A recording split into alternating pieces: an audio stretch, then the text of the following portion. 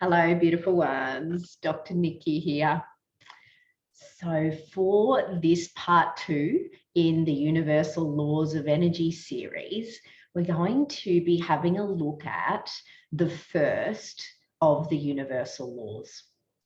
And so, as with all things that were first given to us in ancient times, there are many different interpretations. So I'm just going to begin that by caveating that part.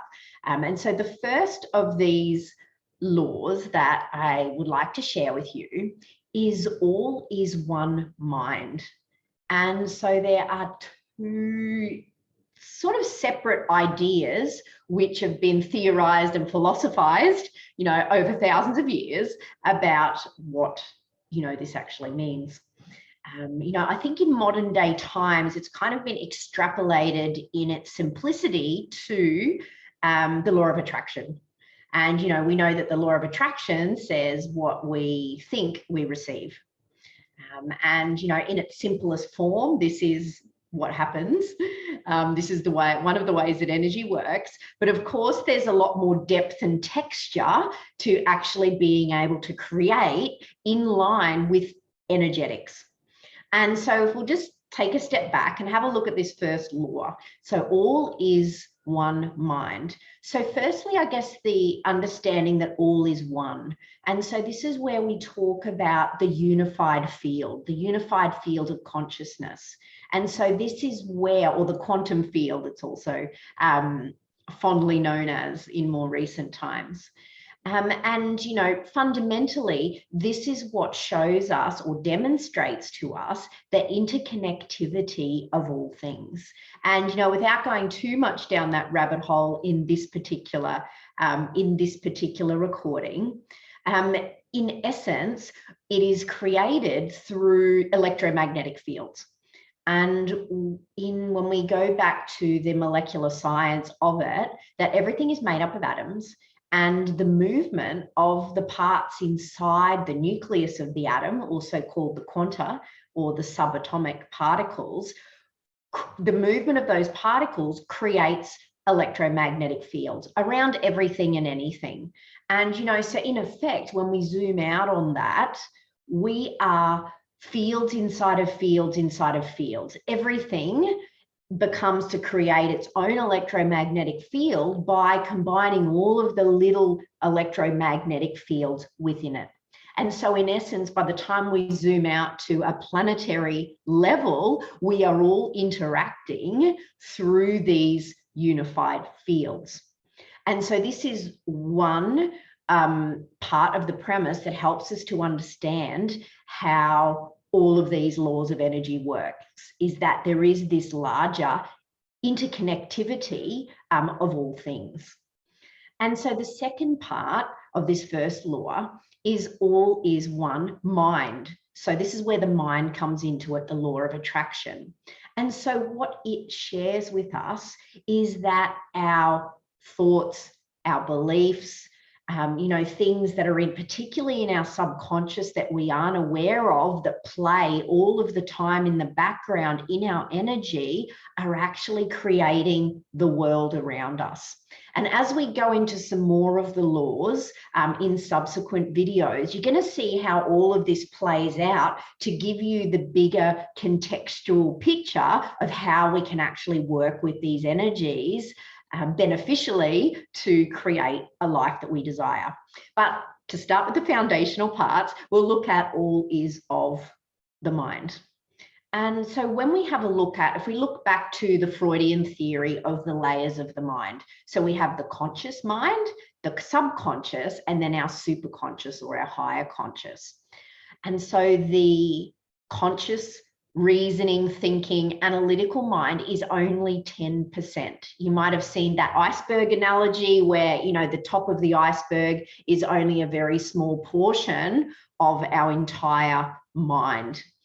And, even modern science suggests that it can only map 10% of the mind that we use. And, this concurs with the theory of the conscious mind only being 10% of what we're aware of that functions within our world.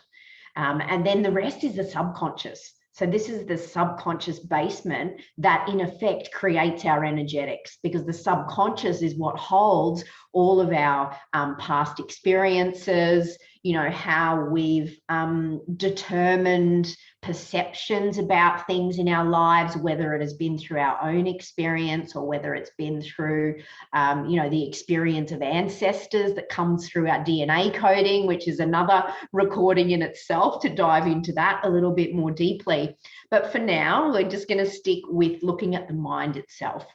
And so when we look at the conscious reasoning mind, it can't actually make decisions. And this is where a lot of confusion, lack of clarity happens when we overthink things. Like when we're just using our reasoning and analysis, all that our thinking mind can come up with is more scenarios, more options, more confusion. And for us to be able to actually make decisions clearly and feel that they're the right decisions, we need to do just that. And that's come into a feeling state. And that feeling state is how we filter through our subconscious. And so our subconscious is then, you know, holding all of information from the past. And so the problem when we don't deal with things and we just shove them down in our subconscious is that we have these programs running in the background which have us react in situations that might be a little bit out of context when we're not aware of the underlying program that's hiding out within the subconscious. And so what the benefit of, you know, allowing ourselves to work through past issues is that we can clear out a lot of that, you know, the density or, you know, the programs in the subconscious that are actually keeping us limited and not benefiting us in a way to be able to create in a world as we desire. And, you know, so being aware of our thoughts is as important as being aware of what we say. You know, how we feel about things is speaking to our energy. You know, whether we say it out loud or not, it is speaking through our subconscious into our energetic field.